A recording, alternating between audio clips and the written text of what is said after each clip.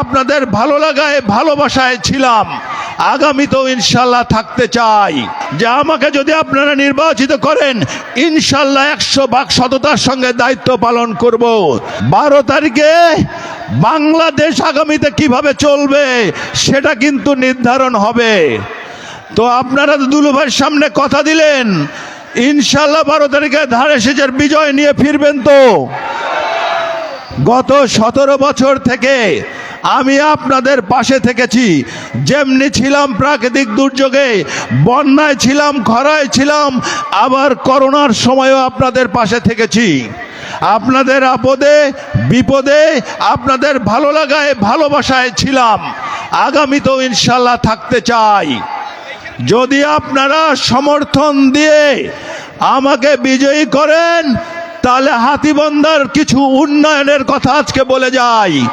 আমি 18 সালের নির্বাচনের সময়ও বলেছিলাম, ইনশাল্লাহ নির্বাচিত হতে পারলে সর্বপ্রথম যে কাজটি করব সেটা হলো হাতীবন্ধাকে পৌরসভায় উন্নীত করব ইনশাল্লাহ। হাতীবান্ধায় একটা বাইপাস খুবই দরকার। রাস্তার দিকে তাকান, জ্যামে ট্রাকে বাসে হাঁটতে পারে না, প্রতিনিয়ত হাতীবান্ধায় দুর্ঘটনা ঘটছে। আমরা ইনশাল্লাহ দুলুভাইয়ের উপস্থিতিতে এখানে কথা দিচ্ছি, ইনশাল্লাহ আগামীতে হাতীবান্ধায় বাইপাস হবে। আমরা হাতীবান্ধা সহ পাটগ্রামের যে মেডিকেল কলেজ আছে, সেখানে কখনো দেখি ডাক্তার থাকে তো ঔষধ নাই, ঔষধ থাকলে ডাক্তার নাই। এই মেডিকেলে প্রকৃতপক্ষে স্বাস্থ্যসেবা নিশ্চিত করব ইনশাল্লাহ। আমরা এই হাতীবান্ধা পাটগ্রামের বেকার যুবক যুবতীদের জন্য আমরা কর্মসংস্থানের ব্যবস্থা করব।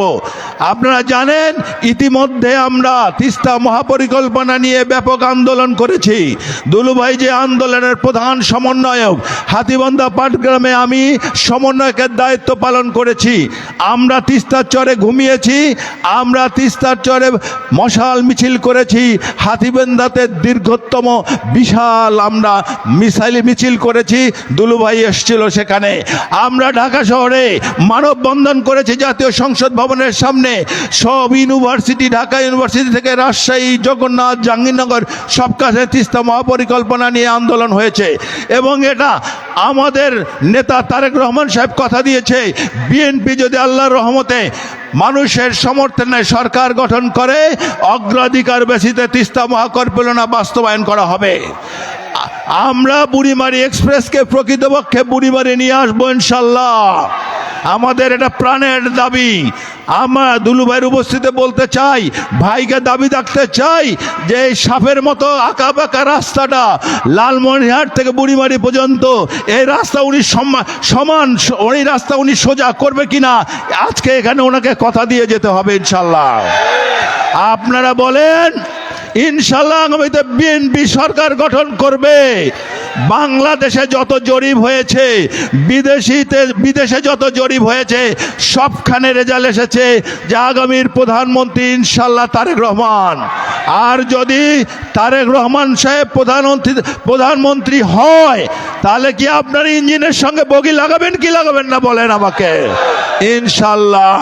আজকে অনেকে প্রার্থী হয়েছে, অনেক প্রার্থী হবে, নির্বাচন উৎসবমুখর হবে, আনন্দময় হবে, কিন্তু আপনাদেরকে বেছে নিতে হবে দীর্ঘদিন থেকে আপনাদের পাশে কারা ছিল। যারা আজকে নতুন এসেছিল তারা প্রতিযোগিতা করতে করুক, এটাই গণতন্ত্রের সৌন্দর্য।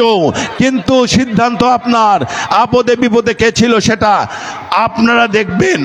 আর বক্তব্য দীর্ঘায়িত করব না, প্রধান অতিথি বক্তব্য দিবে। শুধু একটা কমিটমেন্ট করতে চাই, প্রতিশ্রুতি দিতে চাই যে আমাকে যদি আপনারা নির্বাচিত করেন, ইনশাল্লাহ 100% সততার সঙ্গে দায়িত্ব পালন করব। কোনো দুর্নীতি আমাকে স্পর্শ ইনশাল্লাহ করতে পারবে না, আর কোনো দুর্নীতিবাজ আমার পাশে দাঁড়াতেও পারবে না ইনশাল্লাহ। আমরা সবাই মিলে পাটগ্রাম হাতীবান্ধা গড়ব ইনশাল্লাহ। যদি আপনারা পাশে থাকেন, আপনাদের আস্থা বিশ্বাস নিয়ে আগামীতে ইনশাল্লাহ এগিয়ে যাব। এখানে কোয়েল কথা দিয়েছে পাটগ্রামে যে কথা দিয়ে এসেছে যে ইনশাল্লাহ আমরা হাতীবান্ধাবাসী ঐক্যবদ্ধ আছি, আপনারা পাটগ্রামবাসী ঐক্যবদ্ধ থাকবেন, তাহলেই ইনশাল্লাহ আমাদের বিজয় নিশ্চিত হবে। আপনাদের ছেলে কোয়েলের মান ইজ্জত রাখবেন কি রাখবেন না?